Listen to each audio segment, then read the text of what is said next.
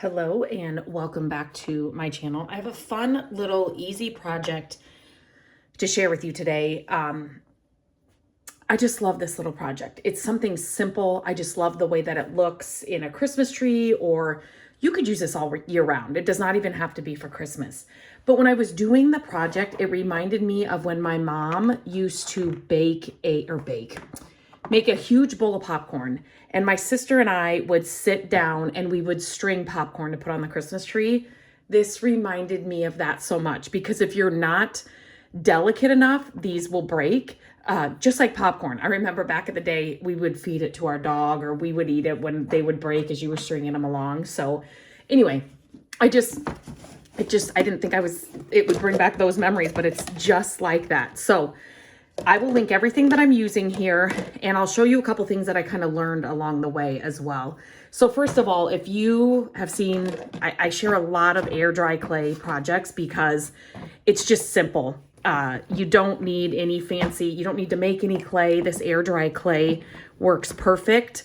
And you don't have to bake it. You just let it sit overnight and it's ready to go. I love the natural color that this clay has. But you could definitely paint it and do whatever you wanted with it.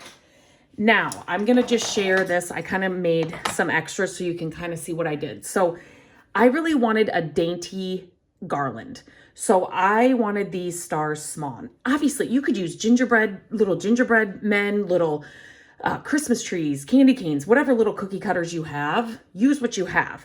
I did make some bigger ones because I thought, well, this is kind of a small cookie cutter, but these are just too big for what I was looking for. But you could definitely make a bigger garland. Like, this would make a really big statement in your tree. And I'm actually thinking about doing some of each. Does that make sense?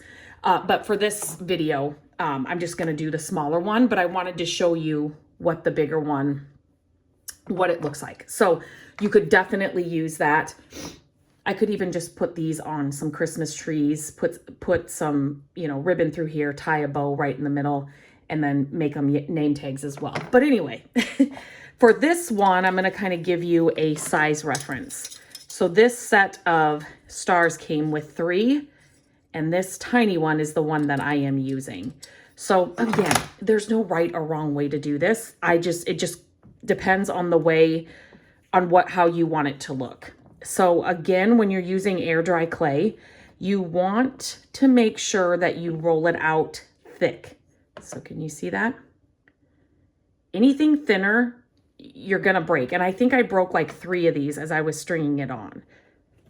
So let me just cut out a few here with this leftover clay. I have another tub in my cabinet.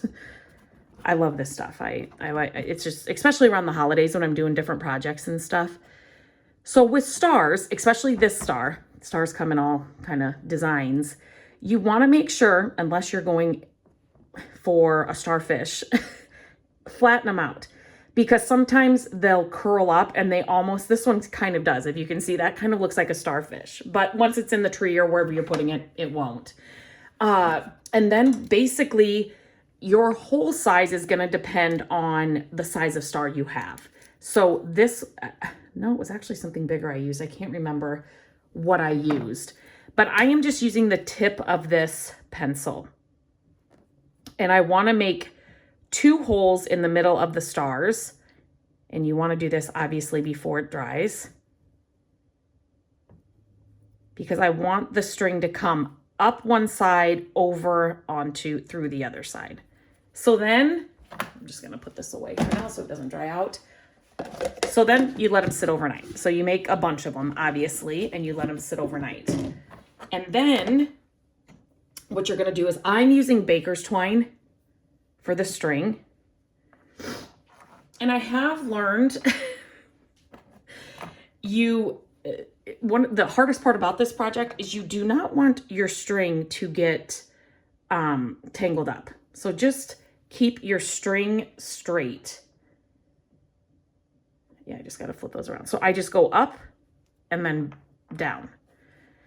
Now, I am not knotting anywhere because I want to be able to move these stars. So when I place it on the tree or on a wreath or wherever you're putting it, I want to be able to kind of move them around. Now this one, this is a perfect example. This is great.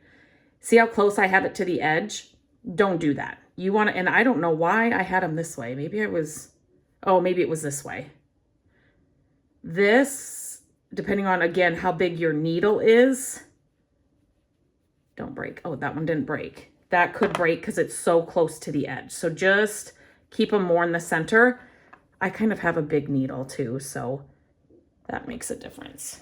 But then this is all you're going to do. This is the part when I was like, oh my goodness, this is just like stringing popcorn.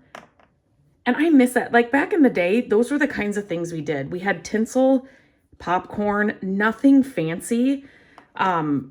My parents didn't have a lot of money. So we just did with what we had. And, but those are the core memories I have. Like that is what I remember. I don't remember, any of the gifts, or I just remember my sister got a Barbie house, I think one year. She was into Barbies. I played football with the boys out in the street. But I do remember the Barbie house, but other than that, I don't remember. Oh, I did get a remote control car that I do remember, but I just remember like the string and the popcorn, mom baking the cookies and those kinds of things. So that's it. Obviously make it as long as you want. You can, like I said, you could even do some big and small on the same one. Well, you could use this, but the string might be too big or too small for like that. But anyway, simple. I will put it in the tree and show you what it looks like all done and in the tree.